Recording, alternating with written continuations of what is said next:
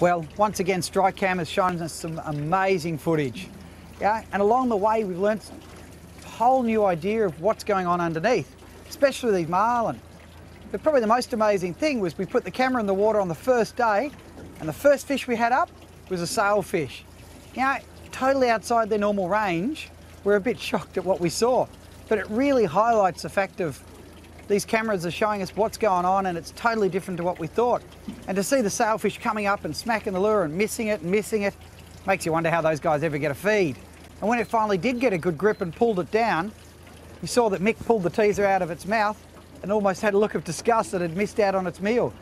But you'll notice that it didn't disappear. It went down and dropped over and had a look at the other ones. And that highlights the fact that even though you can't see the fish out the back, they're still most likely there, so treat them as though they're there. Now, another really interesting point we had was when we had two stripes up.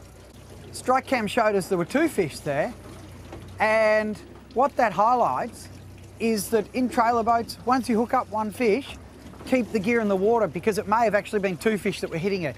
We can't see them, we don't have a big tower to look down and see what's going on. So when you hook up, keep your gear out for a second or two and just see if there's another fish there. You might turn a single hook up into a double. Probably the most important thing we learned with Strike Cam while chasing the marlin was how differently billfish attacked baits and lures. Now, as you can see with the live bait, they just simply cruise up from behind, check it out, drop back and eat it. And then, most importantly I think, is the fact that the fish that we've filmed all sit vertically in the water eating the bait. And this highlights the point that you've really got to give that fish a bit of time on your circle hooks. Let them go, let them go, let them go, and then hook them up. And it was quite different when we used skip baits or we were teasing them with hookless lures. Instead of just cruising up from behind, these fish would sit below and come up and smash it. And rather than being a casual approach, it was an aggressive attack. And it's quite interesting to see. Maybe they know that the live bait's there and it's pretty easy to get. So with the live bait, the attack was very casual. But with the other side of it, when they're taking skip baits or attacking lures off the surface, they really had to literally run down their dinner. And what that highlights is the difference of attack. So while on live baits, the bait will sit behind it, but while you're trolling lures or skip baits, they're sitting below. Now, we can't see them a lot of time.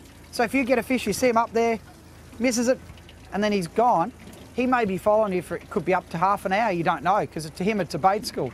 So even though you've lost a fish, probably, or seen a fish, try turning the wheel, because we quite often saw, as you saw on the camera, they'd come screaming up again. If they missed it, they'd drop back down, sit there, and then wait for another opportunity and come back. So just because you can't see it, doesn't mean it's not there. Now, it wasn't just marlin and sailfish that we filmed during Strike Zone billfishing. We also filmed a pretty decent tiger shark. And despite what everyone says about them being aggressive, mindless eaters, this fish was pretty shy, and as you can see, he stayed well back. But it highlights the fact that these are meant to be deep water fish, and he's sitting right up there on a surface bait. So it shows when you get the bait up high, there can be just about anything around.